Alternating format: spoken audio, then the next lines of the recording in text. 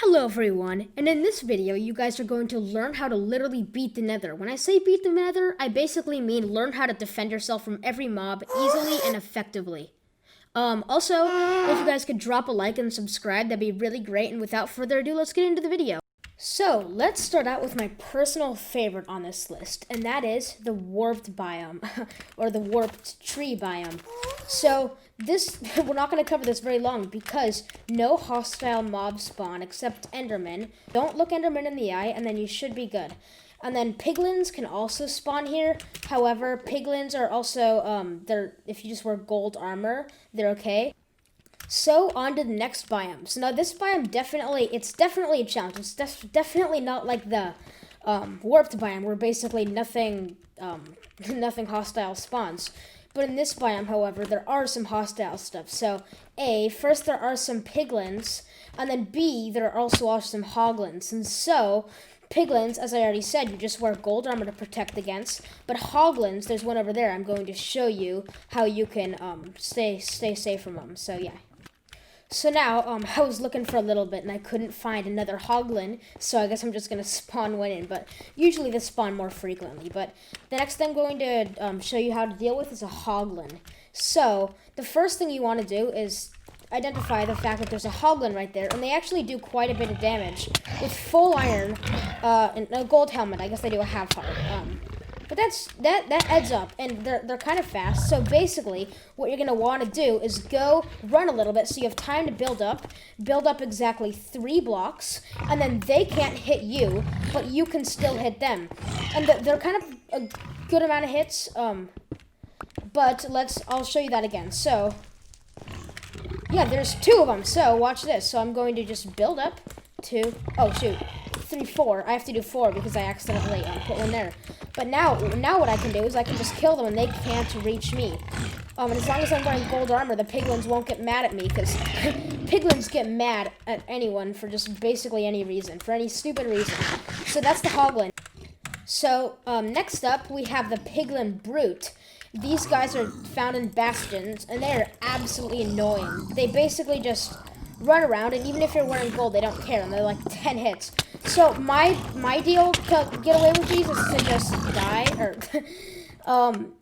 basically these are just like a zombie or any hostile mob. Just really try to run away. So that's my advice. Next up on the list, we have my personal worst favorite biome. It is the basalt biome, and it is absolutely awful. There are these magma cubes, and they can jump really high.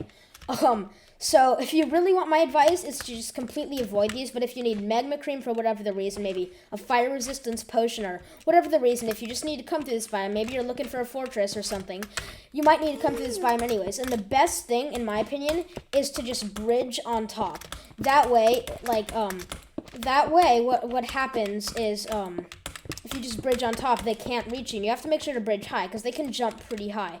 But also it'd be handy if you can speed bridge like this. I also made a video on that, so go check that out. That'll be linked in this description.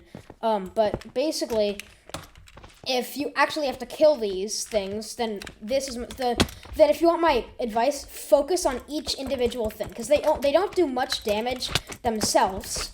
But what you do is once you kill one, don't just spam but in control. Like, don't just spam not in control. Like, focus on each individual one as, like, think of it as there's 8 individual ones rather than one that just broke apart and became 8. That's how I think of it. That way you can get rid of them pretty quickly, because these biomes really just aren't very much fun. Next up on the list, we have the Soul Sand Valley biomes. Now, these I don't like either because there's skeleton everywhere. The basalt is worse in my opinion because in the basalt biomes there's like lava pits everywhere, and like it's at least here you can actually traverse. But if you want my advice here to actually walk it and not fight the mobs, then what you should do is you should get soul speed boots, which can be found in bastions or like any nether chest really. But then for the skeletons, my advice is to just A, run past them, or B, if you want to kill them for whatever the reason, then just bring a shield or do that. Just spam click them. Unlike the what's it called? Unlike the magma cube, you can just spam click these and you'll get away with that. Also, if you don't have soul speed boots and you have a lot of extra blocks, you can just kind of do what I'm doing and block on top of the soul sand things. That works well. So yeah. So next up on the list, we have Blaze. Now, Blaze are generally kind of considered like a bad, they're probably one of my worst favorite mobs, but you definitely need them if you're going to be beating the game. But my strategy for Blazes that's been working really well is whenever they light up, whenever they light up like that, that means they're like prone to fire at you. So what you can do is you can have a shield in hand, like right now he's not going to fire, and I can just kill him. But, for example, when he is going to light up, like right there's fire around him, then he's prone to fire, so I can just have my shield up, he'll fire, and now when he's not lighting up, I can fire him, but then he's going to light up again. And so he also only has 3 shots, so he's not lighting up here, so I can kill him then. But basically, just watch to make sure when they're lighting up, that's when they're going to shoot at you.